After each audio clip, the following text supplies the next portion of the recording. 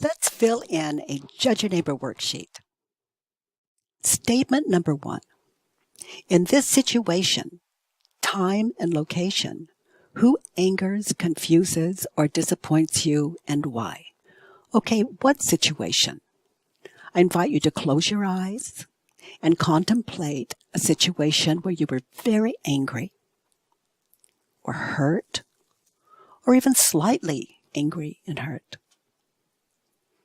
So identify that situation now and notice who you were angry with. Who was making you so angry or hurt you? And now identify why. Why were you angry with that person?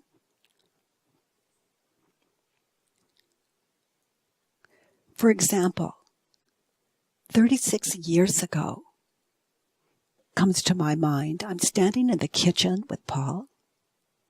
I'm so angry. I'm so hurt. He's not listening to me. He had 4 massive heart attacks. I'm trying to save his life. I caught him smoking, and he's lying to me. I can see it so clearly. So what was I thinking and believing at the time? Okay. I'm angry with Paul. Why was I angry? He lied to me. It just made me furious as I consider it now. I'm angry with Paul because he lied to me. So identify yours and fill in statement number 1 on the Judge Your Neighbor worksheet.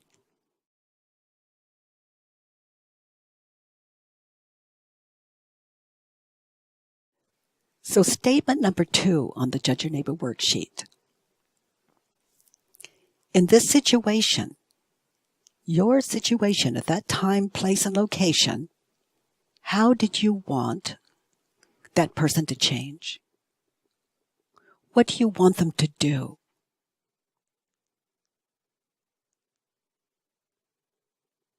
What did I want from Paul? We're standing in the kitchen. See, what did I want for him? I wanted him to hear me. 36 years ago, how did I want Paul to change in that moment? What did I want him to say or do or be? I want Paul to get honest. I want him to apologize to me. I want him to admit that he lied to me.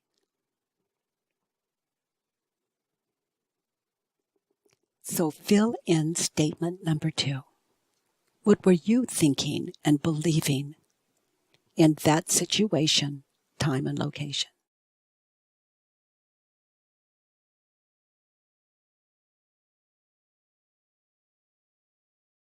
When you've completed statement number 2, move to statement number 3 on the Judge Your Neighbor worksheet. And in that same situation, what advice would you offer that person? So with your eyes closed, really, really get still. Notice. Look at that person at that time, and what advice would you offer them? For example, I see Paul so clearly. That image of him 36 years ago as we're standing in the kitchen and he's not listening to me. Paul should hear me. He should thank me for trying to help him. Paul should apologize to me. So fill in that statement with your advice to that person.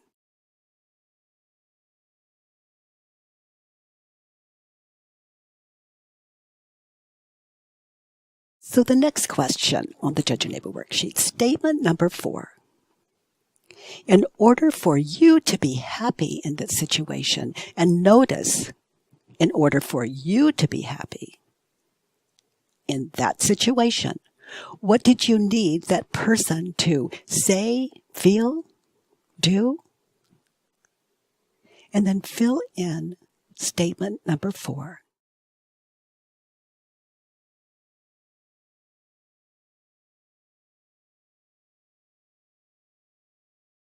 Statement number 5. What do you think of that person and this situation? Notice your thoughts. The thoughts that you were thinking about that person at that time, in that moment, in that place. And write them down in statement number 5. Paul is arrogant. Paul is cold. He's uncaring. What were your thoughts? The thoughts you were thinking in your situation. Notice.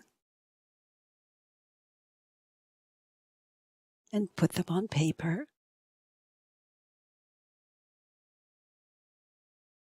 Statement number 6. What is it in or about your situation at that time and that place that you don't ever want to experience again? So fill in statement number 6 on your Judge Your Neighbor worksheet.